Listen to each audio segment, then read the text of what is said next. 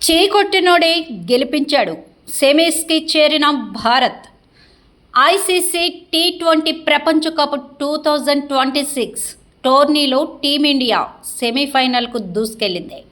Form లేదని చీకొట్టిన సంజు సామ్సనే అసాధారణ batting ప్రదర్శనతో డూ ఆర్ డై మ్యాచ్లో టీమిండియాని గెలిపించాడు.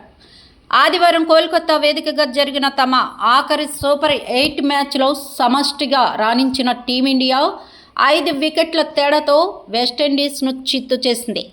ఈ మ్యాచ్లో ముందుగా బ్యాటింగ్ చేసిన వెస్టిండీస్ నిర్ణీత 20 ఓవర్లలో 4 వికెట్లకు 195 పరుగులు చేసింది. రాస్టన్ చేంజ్ 25 బంతుల్లో 5 ఫోర్లు 6తో 40, రోమన్ పోవెల్ 19 బంతుల్లో 3 ఫోర్లు 2 సిక్స్లతో 34 నాటౌట్గా నిలిచాడు. జాన్సన్ హోల్డర్ 22 బంతుల్లో 2 ఫోర్లు 3 సిక్స్లతో 37 నాటౌట్ టాప్ స్కోరర్లుగా నిలిచారు. ఇక భారత్ బౌలర్లలో జస్ప్రీత్ బుమ్రా 2/36 2 వికెట్లు తీగా హార్దిక్ పాండ్యా, వరుణ్ చక్రవర్తి తలో వికెట్ తీశారు. అనంతరం భారత్ 19.2 ఓవర్లలో 5 వికెట్లకు 199 పరుగులు చేసి గెలుపొందింది. సంజు సామ్సన్ 50 బంతుల్లో 12 ఫోర్లు 4 సిక్సర్లతో 97 నాటౌట్గా నిలిచాడు. ఒక్కడే అజేయ హాఫ్ సెంచరీతో రాణించగా తిలక్ వర్మ 15 బంతుల్లో 4 ఫోర్లు 6తో 27 కీలక ఇన్నింగ్స్ని ఆడాడు. వెస్టిండీస్ బౌలర్లో జాసన్ హోల్డర్ 2/38, షమరా జోసెఫ్ 2/42 రెండేసి వికెట్లు తీగా అఖిల్ హుస్సేన్ 1 వికెట్ని తీశాడు. 195 పరుగుల భారీ లక్ష్య ఛేదంలో టీమిండియాకు మరోసారి ఆశించిన ఆరంభం దక్కలేదు. ఓపెనర్ అభిషేక్ శర్మ 10 తీవ్రంగా నిరాశపరిచాడు. క్రీజులోకి వచ్చిన ఇషాన్ కిషన్ 2 బౌండరీలు బాది దూకుడు కనబర్చినా అంతే వేగంగా పెవిలియన్కి చేరాడు. దాంతో భారత్ 41 పరుగులకే 2 వికెట్లు కోల్పోయింది. అయితే ఓవైపు వికెట్లు పడినా మరోవైపు సంజు సామ్సన్ తనదైన శైలిలో చెలరేగాడు. దాంతో పవర్ ప్లేలో భారత్ 2 వికెట్లకు 53 పరుగులు చేసింది. ఓవైపు కెప్టెన్ సూర్య ఆచితూచి ఆడిన సంజు మాత్రం భారీ షాట్లతో స్కోర్ బోర్డును పరిగెత్తించాడు. ఈ క్రమంలో 26 బంతుల్లో 6 ఫోర్లు 3 సిక్స్లతో సంజు హాఫ్ సెంచరీ పూర్తి చేసుకున్నాడు. సూర్య కూడా తన ట్రేడ్ మార్క్ ర్యాంప్ షాట్తో సిక్సర్ తరలించి జోరు కనబర్చాడు. 58 పరుగుల భాగస్వామ్యంతో క్రీజులో సెట్ అయిన ఈ జోడీని జోసెఫ్ విడదీశాడు. సూర్యను క్యాచ్ అవుట్గా పెవిలియన్కి చేర్చాడు. అది లేకపోతే ఆటలో మజా ఉండదన్నాడు సూర్యకుమార్ యాదవ్. ఇక క్రీజులోకి తిలక్ రాగా టీమిండియా పరుగుల వేగం కాస్త తగ్గింది. జోసెఫ్ బౌలింగ్లో సంజు ఎదురుదాడికి దిగి పరుగులు పిండుకున్నాడు. తిలక్ వర్మ కూడా రిధం అందుకుని వేగంగా పరుగులు రాబట్టాడు. 42 పరుగుల భాగస్వామ్యంతో క్రీజులో సెట్ అయిన ఈ జోడీని జాన్సన్ హోల్డర్ ప్లాన్ చేసి విడదీశాడు. మిడ్ ఆఫ్ ఫీల్డర్ను పెట్టి తిలక్ వర్మకు ఉచ్చుని బిగించాడు.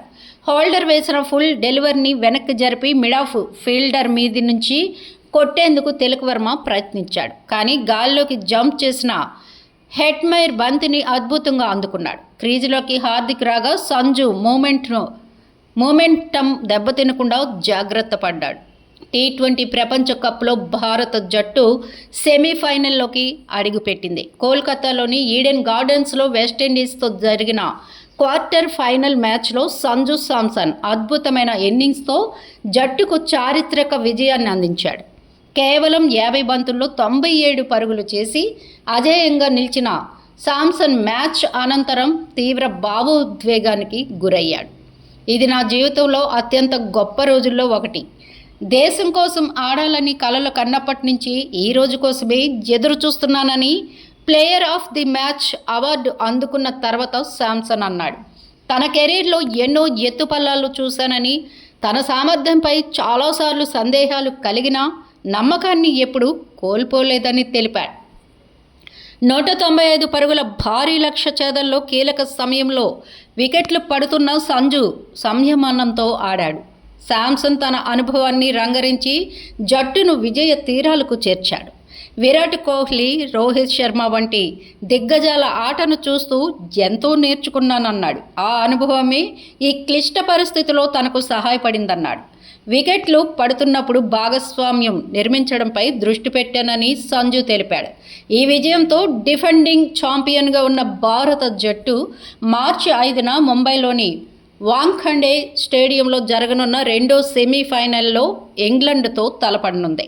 జట్టును గెలిపించి పెవిలియన్ వైపు వస్తున్న సంజు శాంసన్కు కెప్టెన్ సూర్యకుమార్ యాదవ్ తన టోపీ తీసి గౌరవంగా సెల్యూట్ చేశాడు.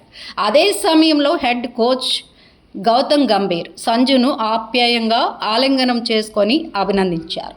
క్రీడా స్ఫూర్తిని చాటిన ఈ రెండు సంఘటనలకు సంబంధించిన దృశ్యాలు నెట్టింట వైరల్ అవుతున్నాయి. ఇక ఈ మ్యాచ్లో శాంసన్ కేవలం 50 బంతుల్లో 12 ఫోర్లు 4 సిక్సర్లతో 97 పరుగులు చేసి తన సత్తాని చాటుకున్నాడు. గత వారం దక్షిణాఫ్రికాతో జరిగిన మ్యాచ్లో సంజును జట్టు నుంచి తప్పించిన సంగతి తెలిసిందే. ఆ మ్యాచ్లో భారత్ ఓటమి పాలైంది. కీలకమైన మ్యాచ్లో జట్టులోకి తిరిగి వచ్చి అద్భుత ప్రదర్శన చేయడం విశేషంగా మారింది. మ్యాచ్ అనంతరం గంభీర్ మాట్లాడుతూ సంజు శాంసన్పై ప్రశంసలు కురిపించాడు. సంజు ఒక ప్రపంచ స్థాయి ఆటగాడు. జట్టుకు అత్యంత అవసరమైన సమయంలో అతను నిలబడ్డాడని గంభీర్ కొనియాడాడు. ఈ విజయంతో భారత్ మార్చి 5న ముంబైలో ఇంగ్లాండ్తో సెమీఫైనల్ మ్యాచ్ ఆడనుంది. మా వీడియోస్ మీకు నచ్చినట్లయితే లైక్ చేయండి, షేర్ చేయండి, ప్లీజ్ సబ్స్క్రైబ్ కూడా చేయండి.